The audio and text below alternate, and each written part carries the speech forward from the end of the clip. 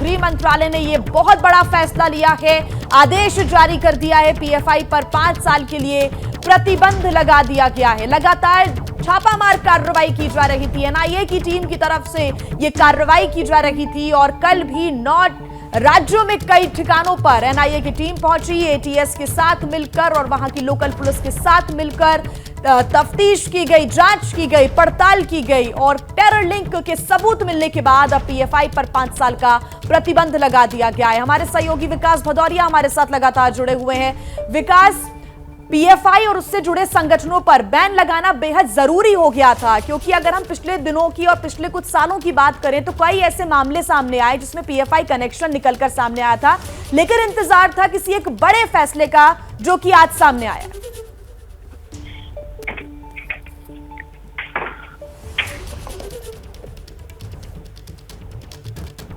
विकास, आपको आवाज आ रही है? जी, आप सवाल बिल्कुल विकास, देखिए एक बड़े फैसले का इंतजार था, क्योंकि पिछले दिनों जो घटनाएं हुई, पिछले साल में जो घटना हुई, उसमें लगातार पीएफआई का कनेक्शन निकलकर सामने आया और बहुत जरूरी हो गया था कि ऐसा कदम उठाया जाए।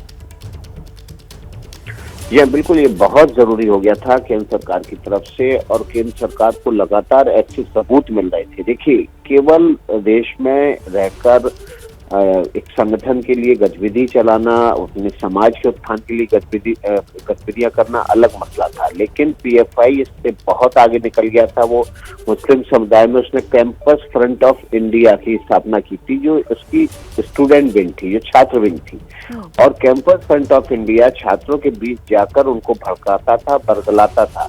इन छात्रों को जब कैंपस फ्रंट ऑफ इंडिया में शामिल कर लिया जाता था, उनको बाबरी मस्जिद विध्वंस के वीडियो दिखाए जाते थे, देश में अलग अलग दंगों के वीडियो दिखाए जाते थे, और ये कह के बरगलाया जाता था कि देश में मुस्लिम समुदाय के खिलाफ दोयम दर्जे का व्यवहार हो रहा है, उनकी जो धार्मिक स्थल है उनको तोड़ा जा रहा है, देश में दंगे कराकर मुसलमानों को मारा जा रहा है। इस तरह के वीडियो दिखाकर उनको भड़काया जाता था, बरगलाया जाता था और फिर देश विरोधी गतिविधियों में शामिल कर दिया जाता था। कैंपस फ्रंट ऑफ इंडिया को टर्की, पाकिस्तान और खाड़ी देशों से बहुत पैसा मिलता था, क्योंकि जो पीएफआई था वो संगठन एफसीआरए में रजिस्टर्ड नहीं था, इसलिए सीधे पैसा नहीं मंगाता था।